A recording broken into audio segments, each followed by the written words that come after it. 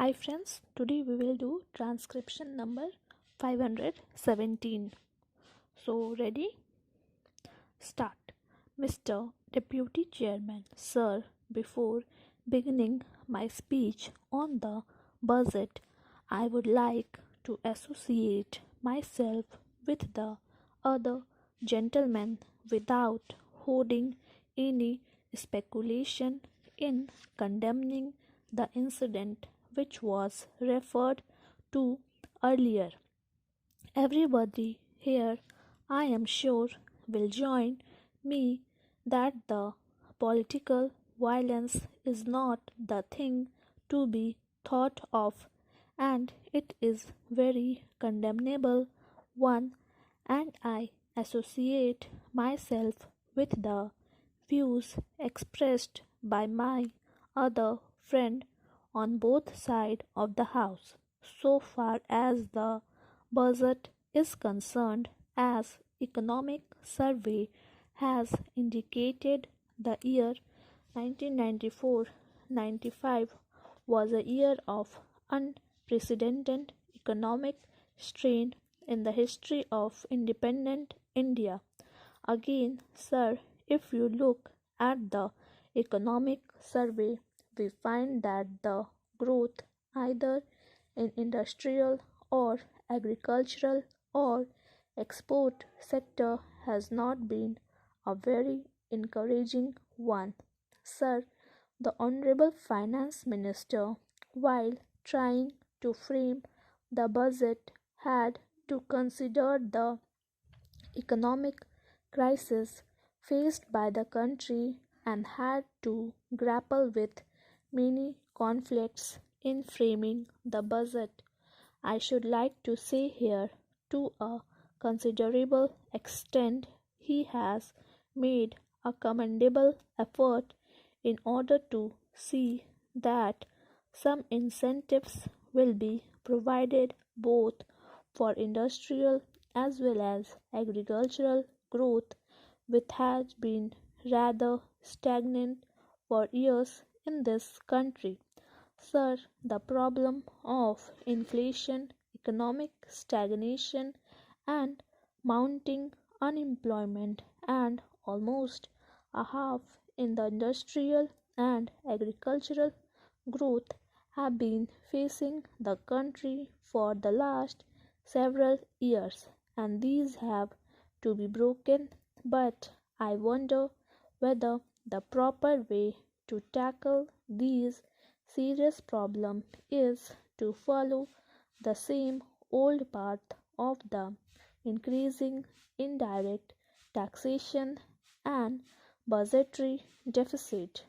If you look at the figures, you will find that the deficit of rupees 126 crores, which was estimated by the previous finance minister for year 1994-95, has revealed itself not to remain at rupees 200 crores but has actually risen to rupees 600 crores, even though I admit that a substantial part of it is because of food, fertilizers, and oil imports, which in any case had to be done and which may not add to the inflationary tendency.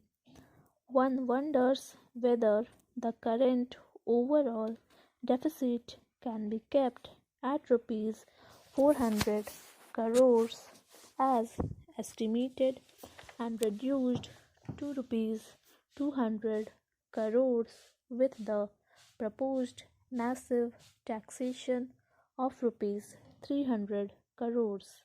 Sir, the inflationary nature of these massive dose of taxation has to be very seriously viewed, especially in view of the second dose imposed, with which the finance minister had to come out in the middle of the last year, which amounted to nearly rupees 100 crores.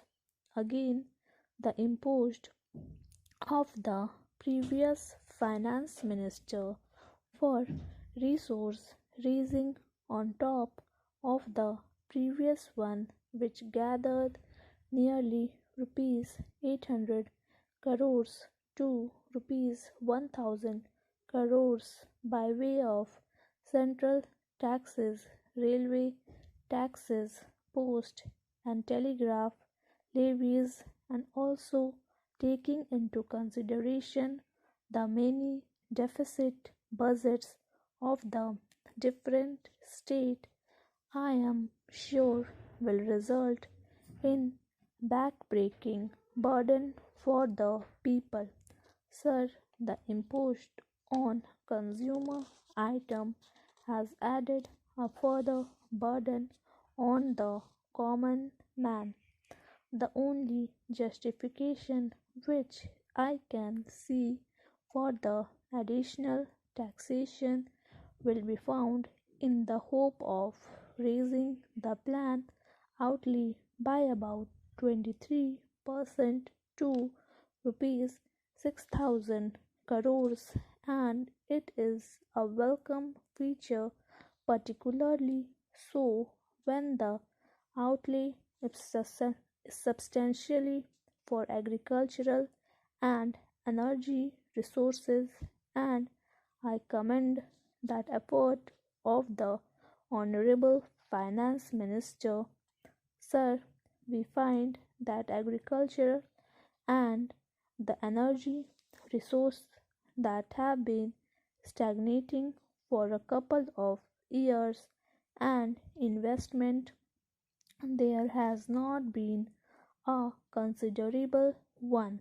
So far as agriculture is concerned, I would like to associate myself with the views expressed by my honorable friend who has gone into greater detail of the position with regard to agriculture in a country which has more than 70% of the people living in rural area.